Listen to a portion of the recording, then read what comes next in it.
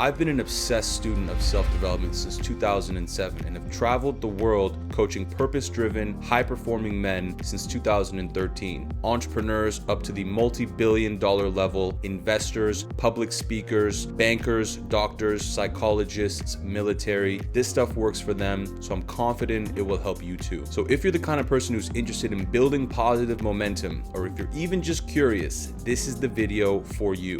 Now, before we begin, be sure to subscribe with notifications because I release 2 videos per week on how to live a boss life. And of course, if you're really passionate about becoming a legend in your own mind, be sure to download the free Quarantine Domination Blueprint or sign up for a free Habit Hacker Mastermind consultation to go deeper on this topic. Links will be in the description box below. What's going on, guys? Welcome to this episode of a podcast. As of right now, I haven't even named it. Maybe there's a name in the title right now, maybe not. I don't know. Either way, this is a conversation that you are really going to enjoy between myself and one of my best friends, Charles Black. Charles and I have been friends since about 2014. We became roommates quickly and basically traveled through many countries around the world together and lived together in various places. And this is an absolute legend of a human being, a one-of-a-kind, absolute boss, an absolute unique character, someone unlike anyone you'll ever meet again. And I feel so lucky and blessed to have found a guy like this to become friends with early on in my self-development journey. Now, a little bit more about Charles. He's maybe the most charismatic and lovable person that I've ever met. If anyone doesn't like Charles, that's an indicator that we are probably not going to like you. So one more final thing is that he's not only one of the best people you could ever hope to be friends with, he's also the world's top sex coach and built a 300,000 plus subscriber YouTube channel around sex coaching, sex tips, everything you could ever possibly want to know in the bedroom. And the guy has done impeccable, incredible research for many years to bring you the best information about sex, intimacy, and relationships. Okay? So we get into this call, we get into habits, we get into daily routines. That's a little bit of my speed this year. We also get into sex and some tips that you can take home and use in the bedroom with your significant other, girlfriend's wife, whatever. So this is going to be a very valuable hour or so for you. This is 2 elite performers who started out as regular guys and worked very hard for many years to get to where we are. This is a privileged conversation. I'm so excited to share it with you. Please enjoy and give it up for my friend, Mr. Charles Black. Just a quick side note, if you want to get straight to the content heavy bit, just go to this timestamp right here. Otherwise, enjoy the next few minutes where we just catch up, chat bullshit, and just shoot the shit as homies. Mr. Charles Black. Hello, mate. Hello. Hello, mate. Hello, mate. How you doing? What's up, man? What's up with you? I'm good, man. Yes. I've just been jiggling my butt. I got a theragun. Oh, wow. I fucking love it, man. Holy shit. I've been having hip pains and back pains for forever. And I've had this thing 2 days and they're gone. How do you get to your back? Yeah, the way it's gripped, you can get anywhere. You can hit anything. Holy smokes, man. Yeah, I fucking love it. I really love it. We were waiting 8 months for a craft gun. You heard of craft gun? No. Like a competitor. Okay. And oh man, it's just disastrous. They're like, I wrote on their Facebook wall, they're like the fire festival of the massage gun world. They're just catastrophe, man. They're a joke.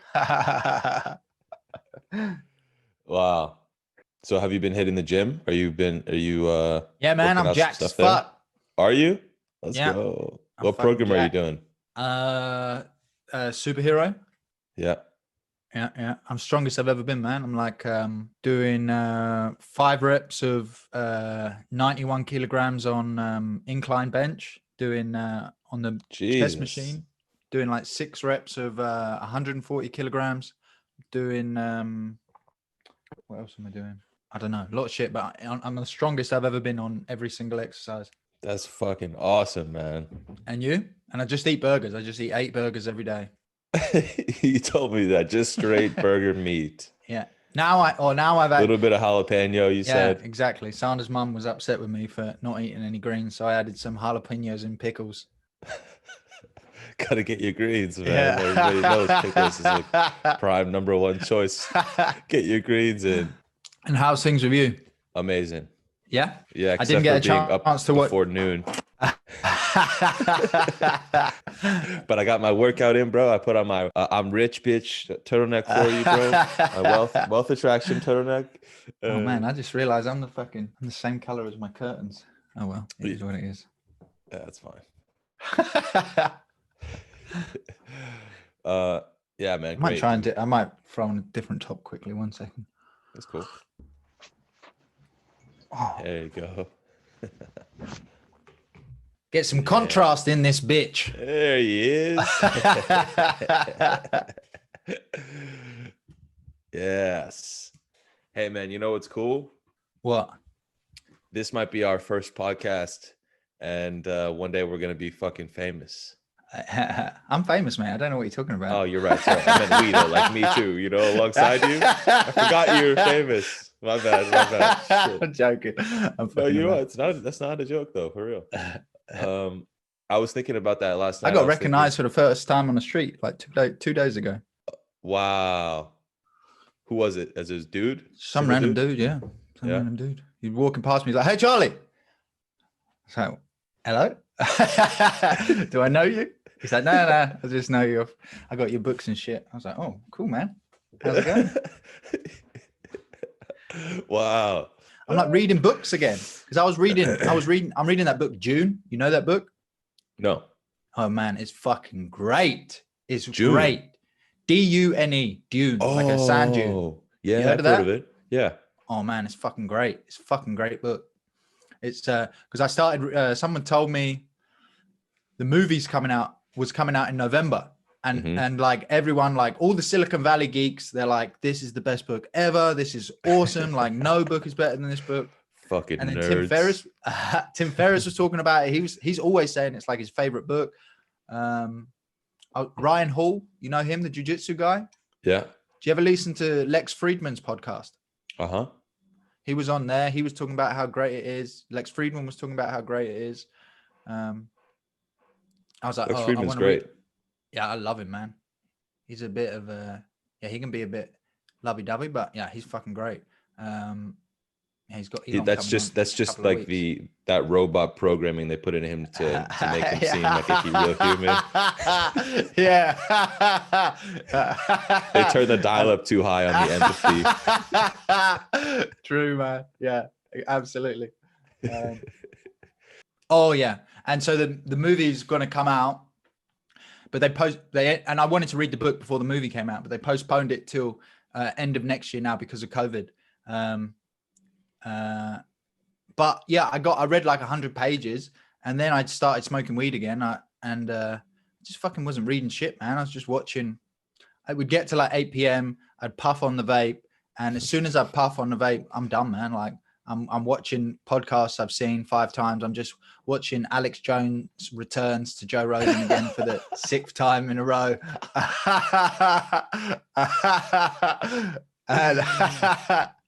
And now I quit, and then I'm fucking reading in the evening, I'm stretching in the mornings. Like, it's fucking ridiculous. I mean, Some people can handle it. You can handle it better than me. I just can't fucking do it. I've gone through stages with it this year. Like I went a few months where I wasn't smoking it at all. I don't know. It wasn't really like a conscious choice. I just kind of like got tired of it or something, and which was really weird. It never happened to me where I just took such a long break. Took months off, man, and I didn't miss it. And then was it because do you think it part of that was to do with that you decoupled it from nicotine? That was a big reason. Yeah, great point. I forgot about that. Definitely, that was a big part because it was like I no longer needed to do it every day. Throughout the day, all day. Yeah. And then when I would smoke just a tiny bit at night still, I would get like so fucking high and I'd be like, all right, well, fuck. I mean, I just stopped kind of. And then maybe month and a half ago, I started smoking again during the day, like for work. One day I was like here at the desk and I was like, I need to like switch into a different mode. So I smoked some weed and it like got me in a different space.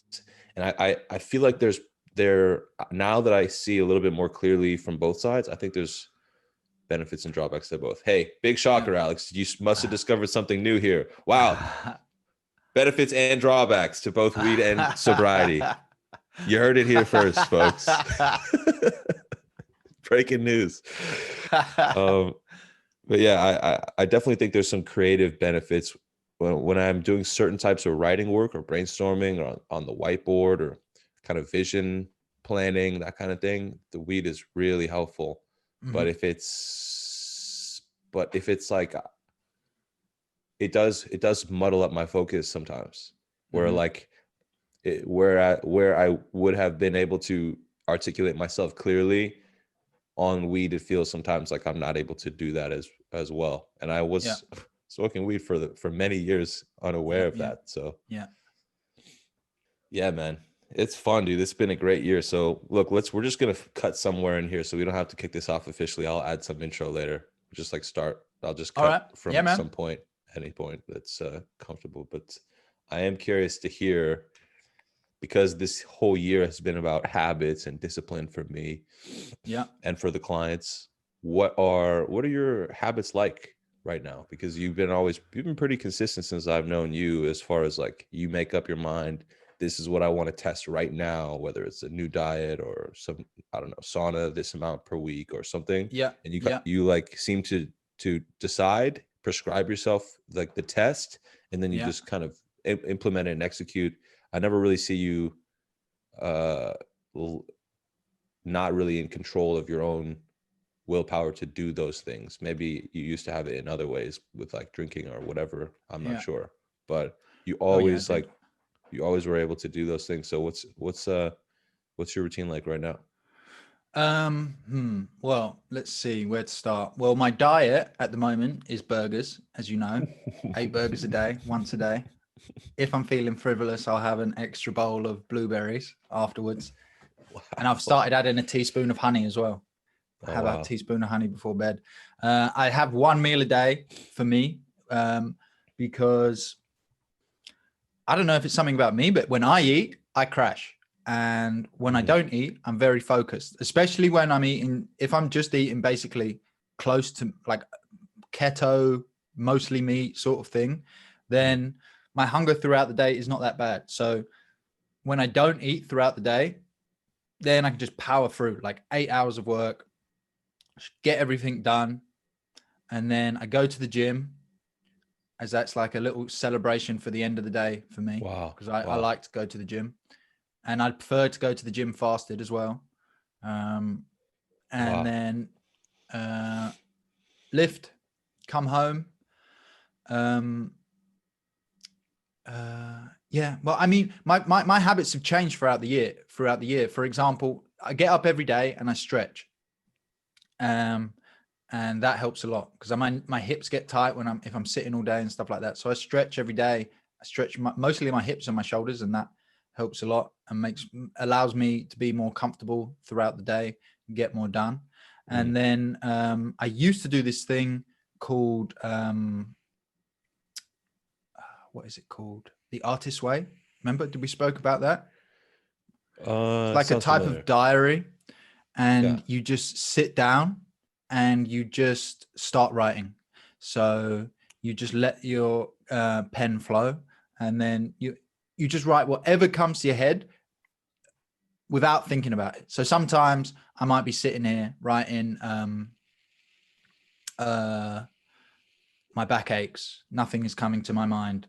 Why am I writing this? Just writing literally any words that come to my mind. It might be, I might write like pain, discomfort, if my back's hurting or something like that.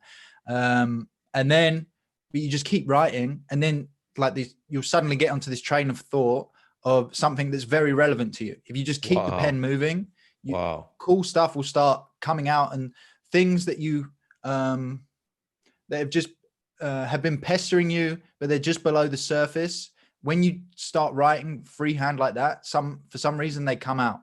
Wow. And yeah, and it highlights a lot of things that like you need to work on, or that you need to figure out, and that you just weren't conscious of before. And then you're like, oh yeah.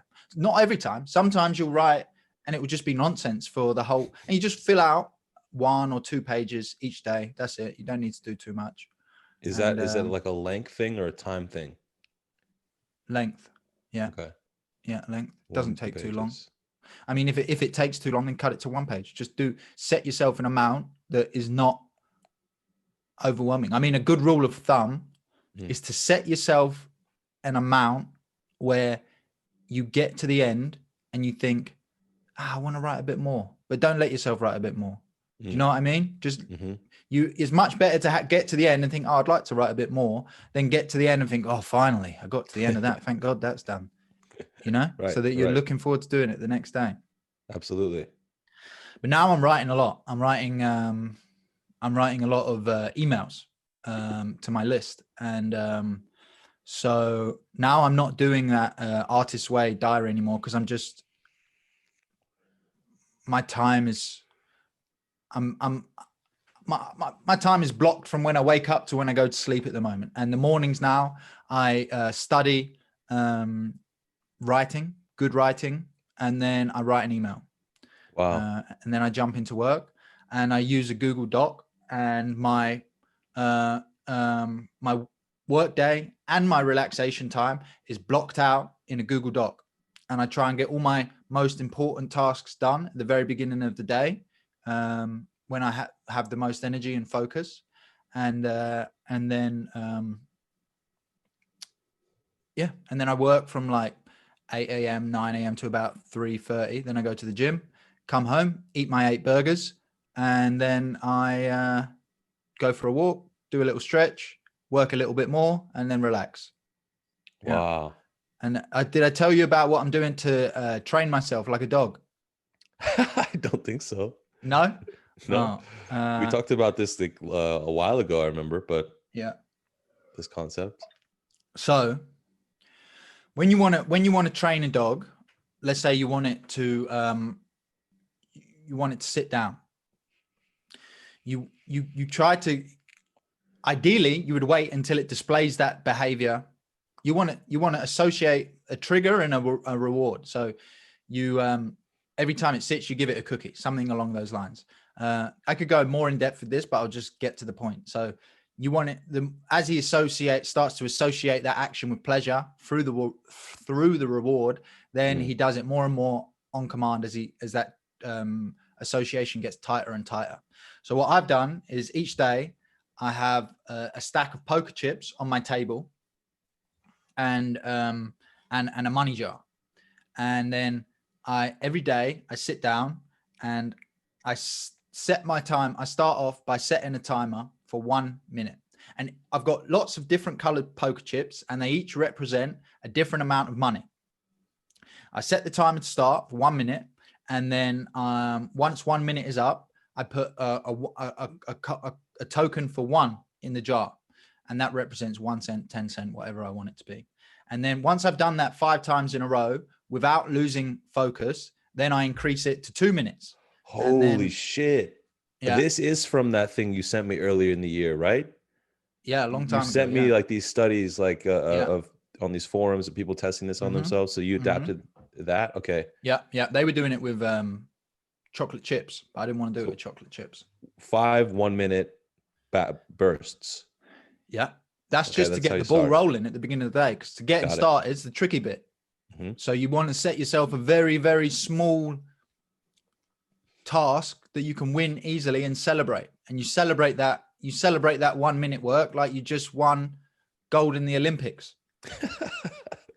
And then once you've done 5 in a row, then you do 2 minutes. And then once you get 5 2 minutes in a row of focus work without losing thing each time, then every time the 2 minutes up, I put a different colored coin into the money jar, poker chip.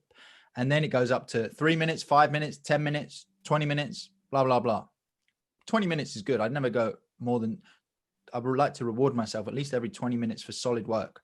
And then if I lose focus, let's say I get to 10 minutes and after 5 minutes, I lose focus and I end up looking at Twitter or something.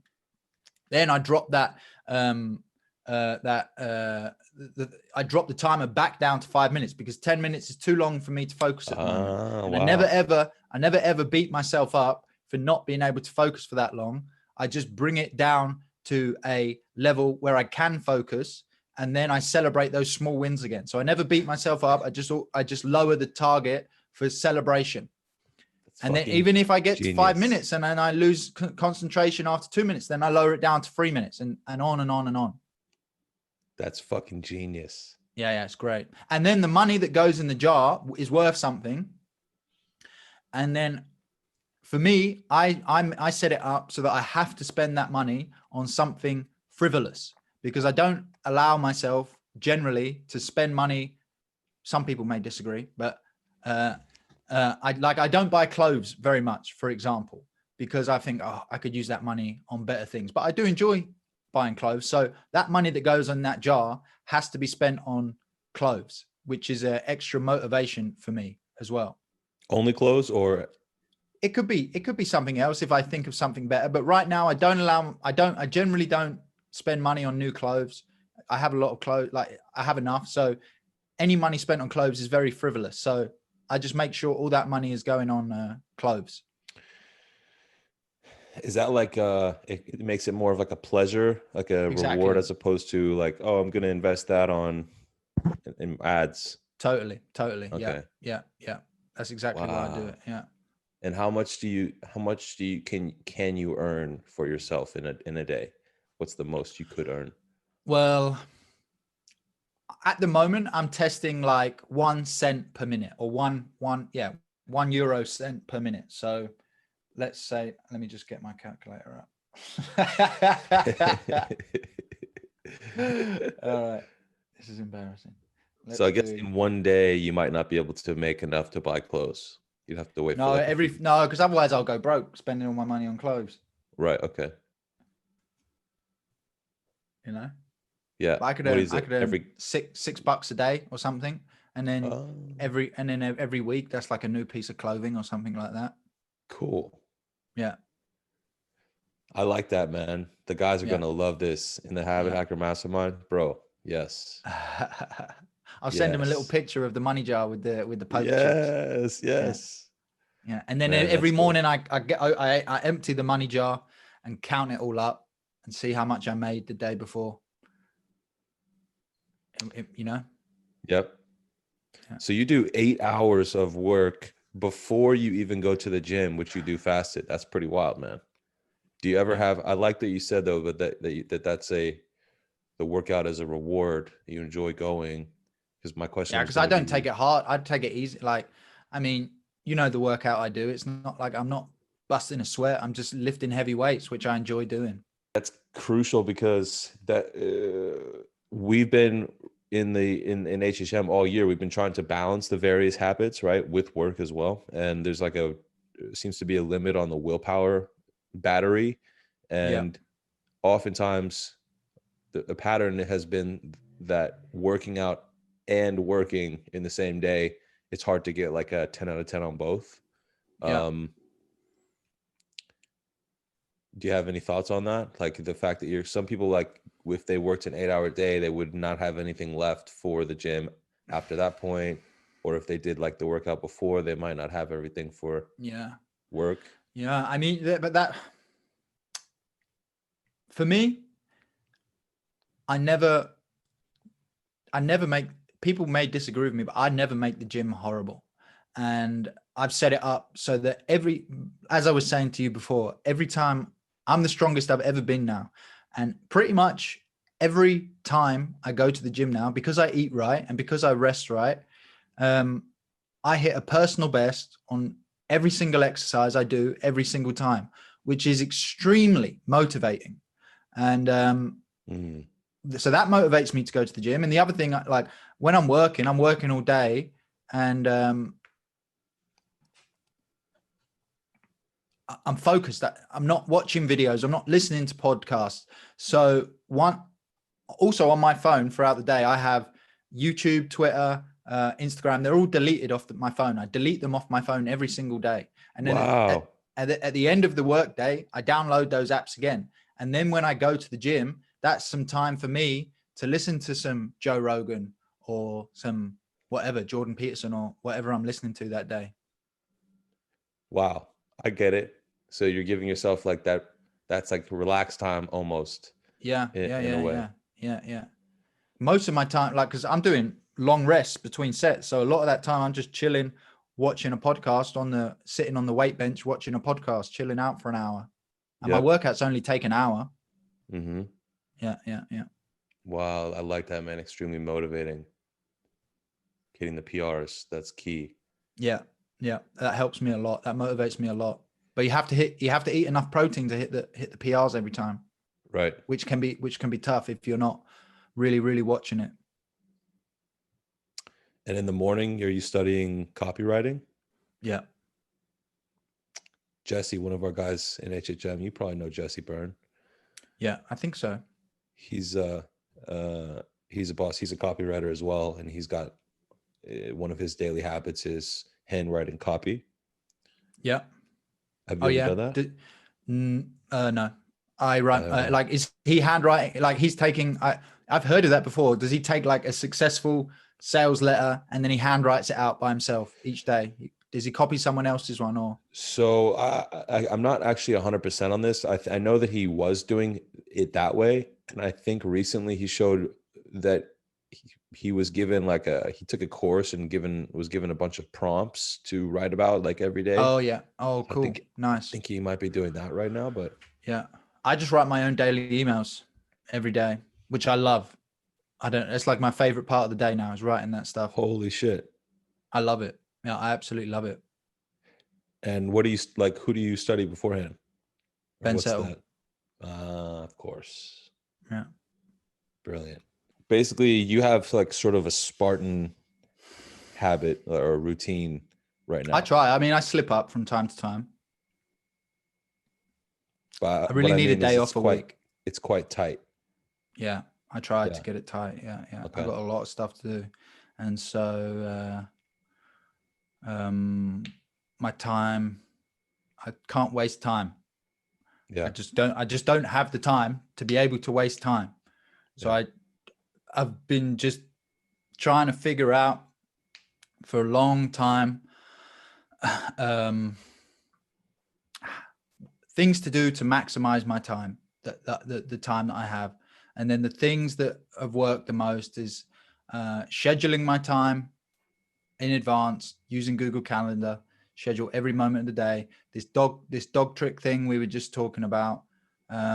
Also, another thing I do is I schedule my day in my Google Calendar, but as I go through the day, I readjust that calendar so that I can see where the time has actually gone. Because I plan something, but then what actually happens is almost always different to what I planned. So I want to see where my time went throughout the day. Yeah.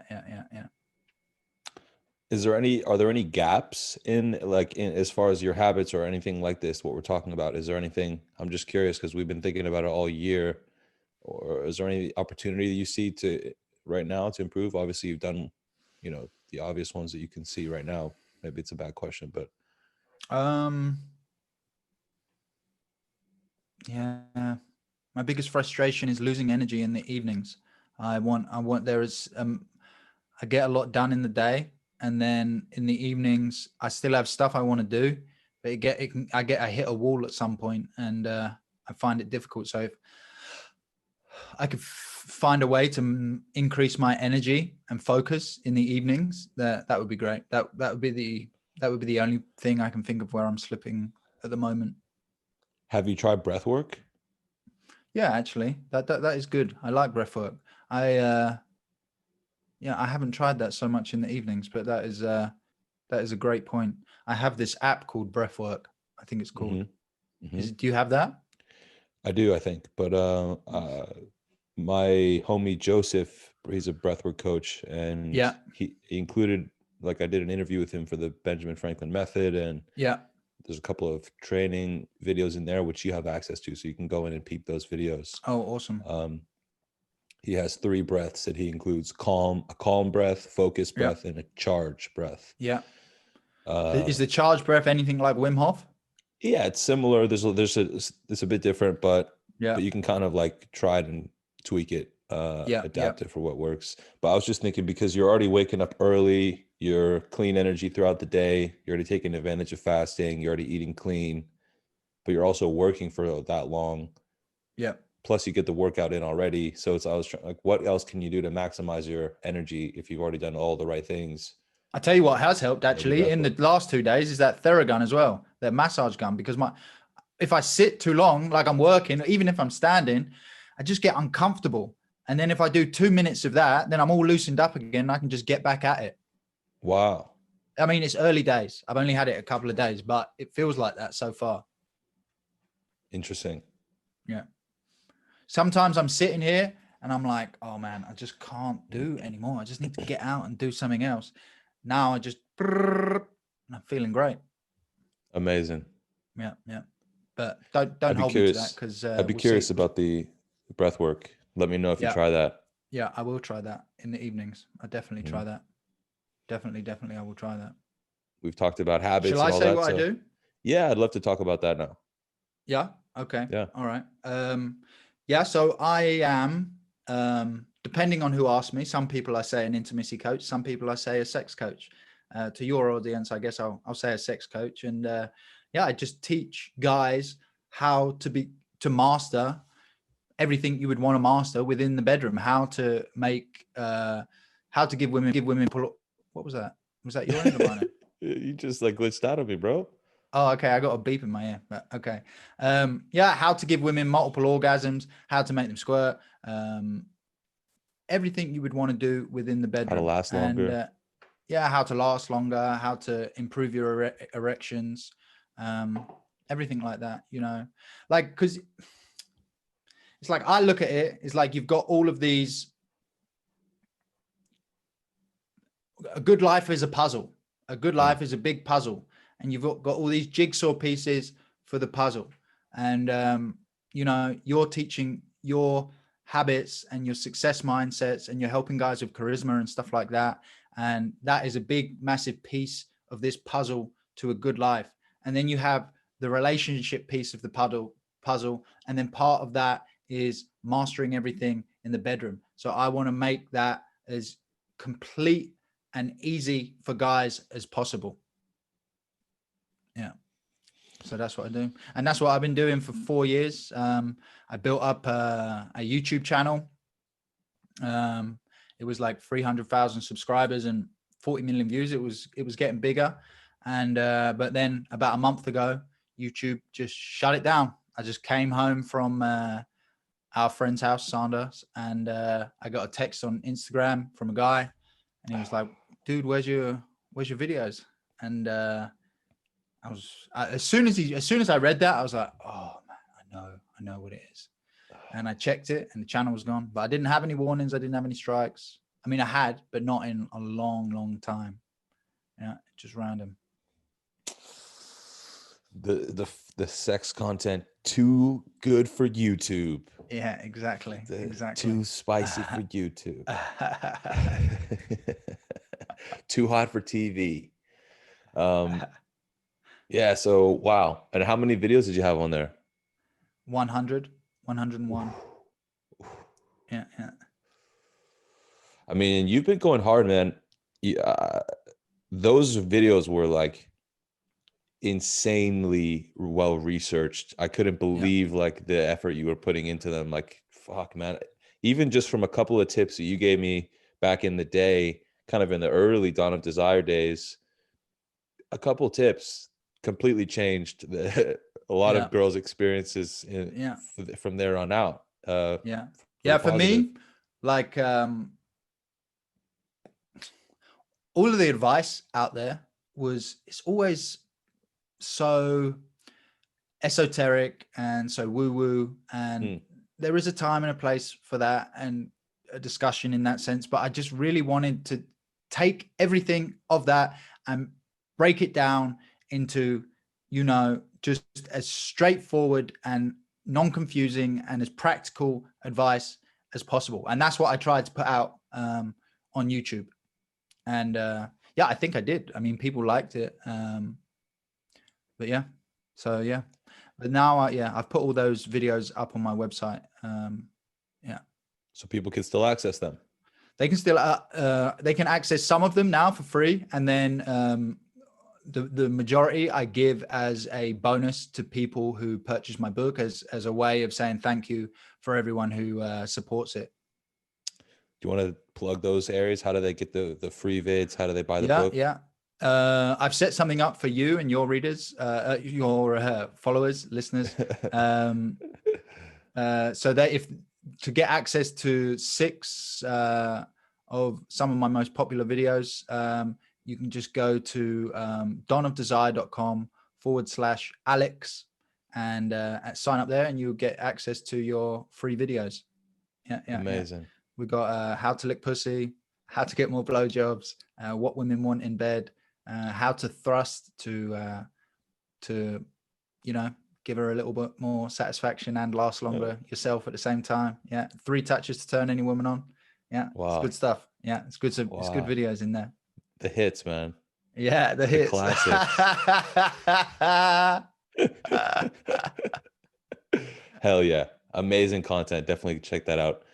Every man listening. And I think just a quick tip for girls. I'd be curious to hear your thoughts on this, but if the girls are watching this and they want to get their man, I suggest, I remember like promoting you on Instagram a few months ago. And I was like, I know girls are watching my stories too. So I should probably talk to them and be like, hey girls, if you watch this guy's content and you want to introduce your man to it without kind of making him angry, how did I suggest doing it? Like if a girl were to say like, oh, look, I found this guy's like sex advice, do this more. It's almost like potentially gonna hurt that guy's ego, because he's gonna be like, what? I'm not already doing, everything perfectly in bed. I need to learn from some other guy.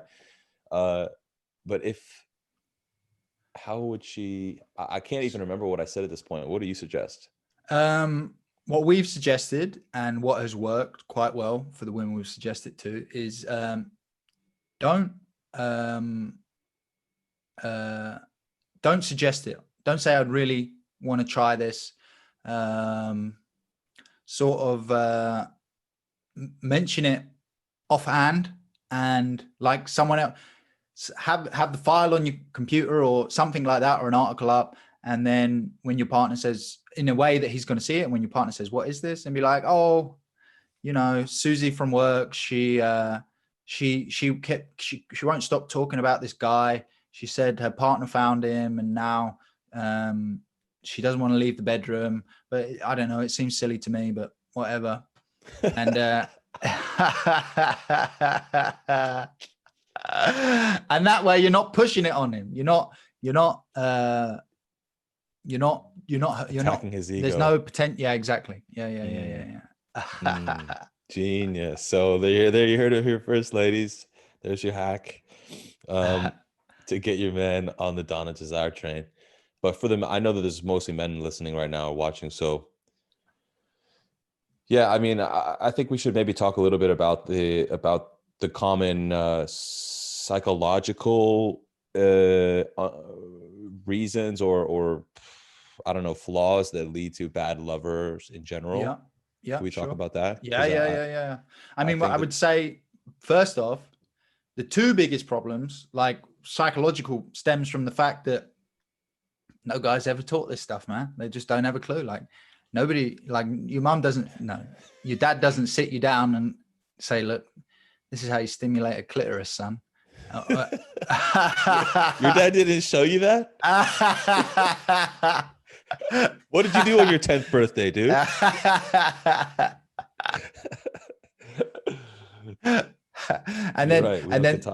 No, we don't get taught. And then the other problem is, a lot of the only way guys do get taught is they watch porn, and every guy's watching porn from, I don't know, 12, 11, 6, maybe 7. even 10 years old. Yeah, I don't know. I mean, maybe they like if you're a little kid with a phone, you never know, do you? Like, great point. You don't know what they're looking up now. And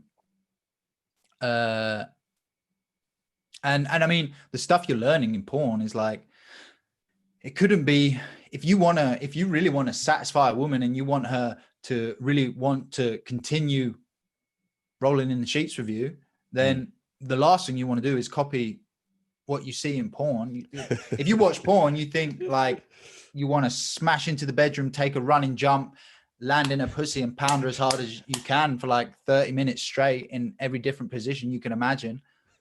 Like, you know, Yes. and it couldn't be further from the truth. Yeah. So, Wow. yeah. I mean, I have no idea what level I'm coming at with your audience. You know what I mean? Like I would say, if you took a guy who really didn't have a clue, then you would start by saying, don't focus on the sex. It's much more difficult to bring a woman to orgasm through sex. You're much better off focusing on her clitoris and then stimulating that with either your finger or your tongue, because you can make almost every woman orgasm every single time through stimulation of her clit. And you should make every woman orgasm every single time. You should be bringing her to orgasm every time and then having sex. But maybe your audience knows that. And then if they were already aware of that, what I would suggest, the next step is that the other big mistake that guys make is they're rushing every step. So they're rushing to take their woman's clothes off. They're rushing to get her into the bedroom in the first place. They're rushing to kiss her. They're rushing to get her clothes off. They're rushing to get her lingerie off. They're rushing to get to her clit. Then they're rushing to bring her to an orgasm. And then as soon as she's had an orgasm, they're rushing to get their dick in just so that they can add another notch to their bedpost and say that they did actually bang her. And but the truth is, every one of those steps that I just mentioned, the more you stretch out every single one of those things, the better. She's never going to have experienced anything like it. You know, if you stretch each of those things out by at least 20 minutes, she's going to be wondering what hit her. She's going to come harder than she's ever come in her life. Yeah. I remember you gave me this advice actually years ago. This was one of those early tips that you share with me that changed the game, like slowing everything down. Yeah,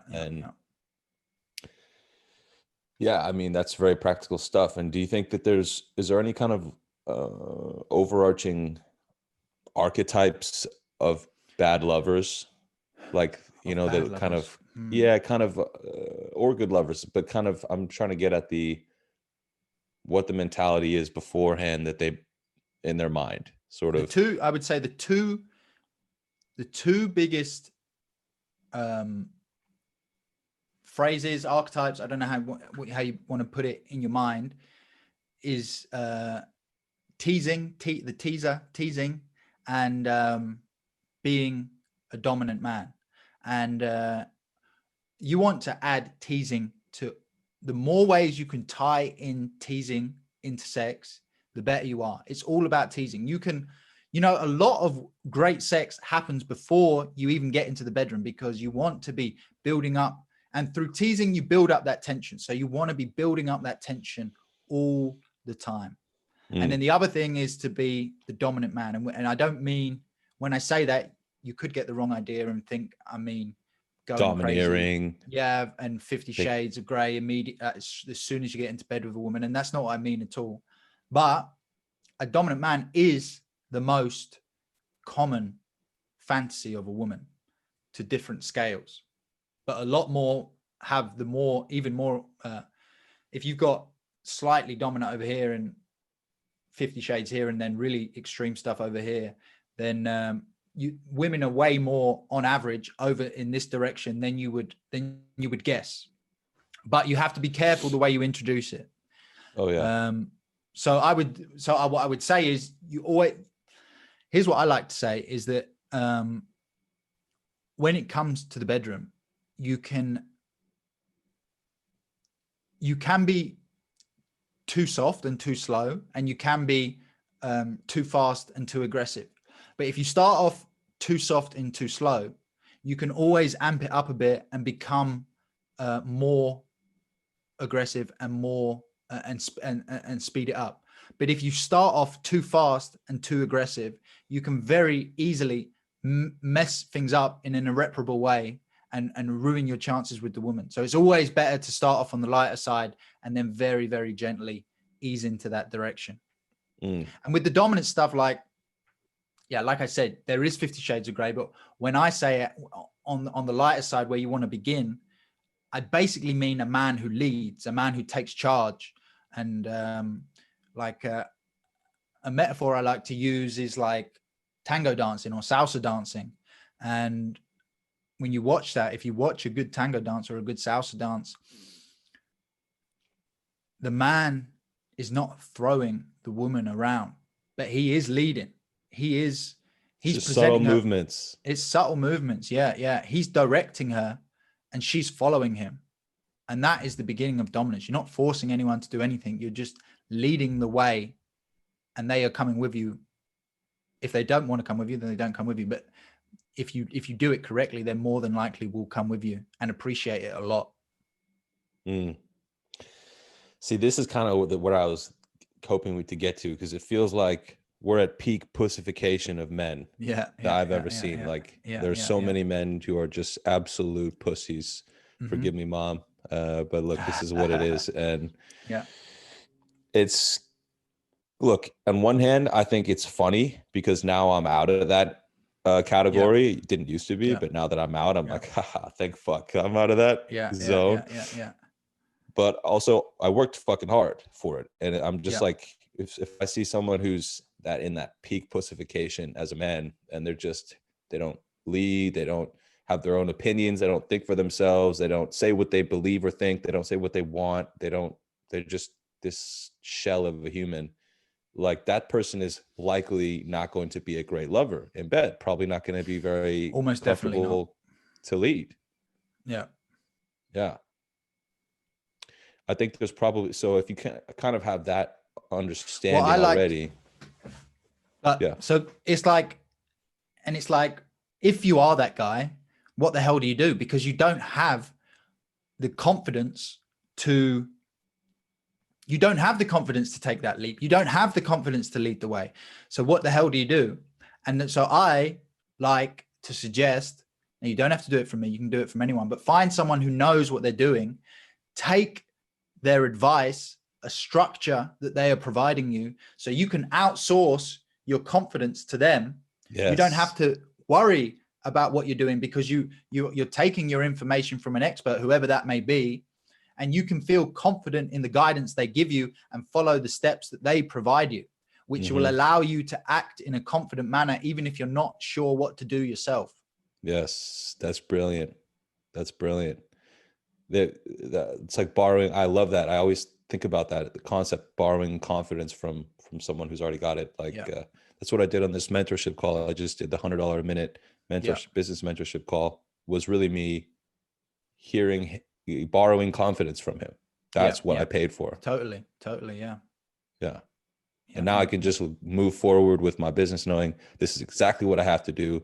I'm borrowing confidence from someone who's been way more successful than me. So if someone follows your stuff and just goes to donofdesire.com/Alex. donofdesire.com/Alex. And the same happened with me, man. Because when I started this, I was teaching some guys in a one-to-one basis. And then our friend Tim, he came and he was like, look, man, you can do this. Like, you got to make videos and stuff. And I didn't think I could do that. And then he provided me with the confidence that I didn't have by him providing. He's like, just put out videos. People are going to like it. They're going to like you. Just keep being consistent and you don't have to worry. So then I'm like, okay, man, I know this guy knows what he's talking about. So it was the exact same thing, borrowing the confidence from him. That's just genius. As you're saying with Scott. Yeah, absolutely. Yeah. I mean, we've done that all amongst ourselves too. Like in our little crew, everyone's got their own little skill set and specialty. And we kind of like borrow from each other, which is, I think, what has allowed us to continue to get so much better. Absolutely. Brilliant. So look, guys, if you want to borrow that confidence in the bedroom, and feel like the man, and also get that amazing feedback from women, which is so incredible to get feedback from women where they're like, oh my God, that was amazing. Like, you know, you made me feel so great. And like, they'll just shower you with all this praise, and they'll be so appreciative for like treating them like beautifully in the bedroom, and also like a man also, and like treating them like a woman, it's this amazing thing. So thank you, Charlie, because honestly, the tips you gave me back in the day, they really changed the game, and I've gotten some happy really to hear it, man. Yeah, nice feedback and kind of like beautiful relationships out of it, out of those skills. So for the rest of the people listening, men and women who want to spice up that sex life, go to donofdesire.com/Alex. And again, just to confirm, these going to be these 6 top videos, right, from the channel? Yeah. Amazing. Go there, sign up, put their email in, and I'll email them one of those 6 videos each day, and then they can just go through it and access them as they like. You recommend taking notes, or how do you suggest? Oh, of course. Well, my biggest suggestion is like, just take that advice and apply it as soon as you can. Don't worry about getting it perfect. Just take what you can absorb and like give it a college try. Just take the concepts and try and apply them, and you'll see. I mean, you'll see a night and day difference within the first night. Honestly, you really will. Yeah, absolutely. Yeah, Charlie, I love you. You're the best, dude. I love you too, man. This has been great. Speak to you soon, my man. Yeah, no problem. Just the beginning. Thank you, Mr. Alex Walton. You got it for me, buddy.